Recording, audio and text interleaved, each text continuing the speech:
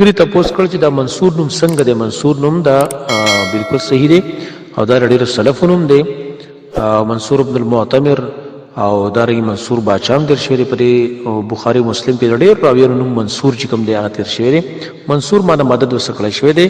دا تفاعلي الفاظ دي نو دا نوم د سلفو علماو دا غي مشتري او دا بالکل ثابت دی په دې کې څه ممانعات هغه نشته. ګری تپوس کړ دی چې کله سړی په سفر کې او په د باندې غسل فرض شي او دته تکلیف نو آیا دا غسل وروسته کولی شي؟ داسې حالت چې پای کې دته سهولت میلاو شي. جواب دار چې کله په سړی باندې غسل فرض شي یعنی دته احتلام وشي نو په د باندې غسل کول دا لازم دي چې کله دته اوبه میلاویږي.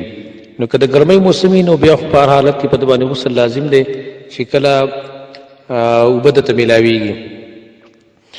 او که چېرته اوبه ورته نه میلاویږي چې بیا به تیمم ووهي او که چېرته د یخنۍ موسم او اوبه دته میلاویږي نو بیا که چېرته د اوبو د ګرمولو پروګرام و نو بیا به د اوبه ګرمۍ او غسل به کوي په اساتې باندې وروسته کوي بیا نه. او که چېرته د اوبو د ګرمولو پروګرام نه و او دته خطره وه چې که چېرته په د یخو اوبو باندې څه غسل وکړمه نو ما ته مرض لګي یا زما د مرګ خطره ده، په دغه صورت کې دی تیمم والی شي.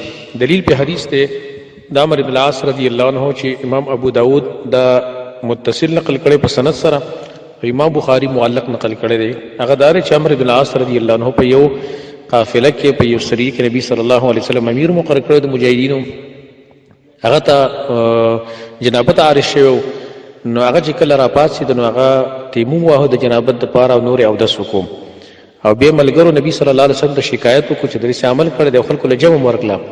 نو چې کله رسول الله صلی الله علیه وسلم دی راوښتو او دنه تپوس وکړل چې دا کار دی ولې کړی دی، هغه ویل یا رسول الله دا آیات راته راپیدا شو چې الله فرمایي ولا تلقوا بأیدیکم من التهلکه، تاسو خپل ځانونه هلاکت ته مه غورځوئ په خپل لاسونو باندې.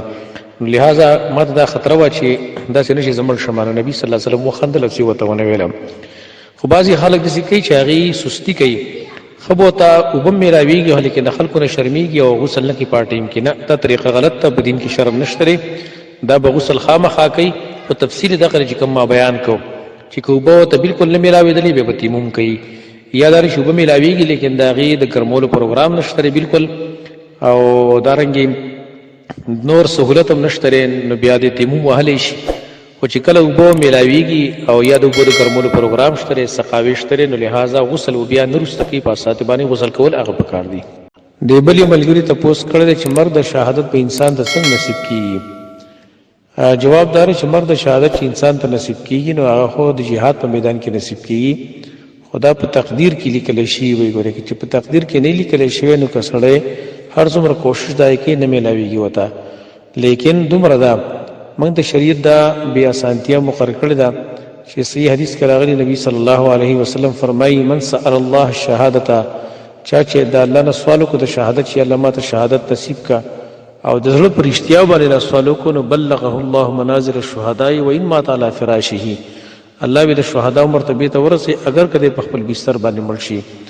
لہذا چې څوک شهادت د هغې سوال د الله نه کوي نو شهادت به ورته نصیب کیږي. بس لنډ موږ ورته یو د شهادت د حصول طریقه هغه دا چې د الله نه سوال له شهادت کوه چې الله ماته شهادت نصیب کا ستا په لاره کې.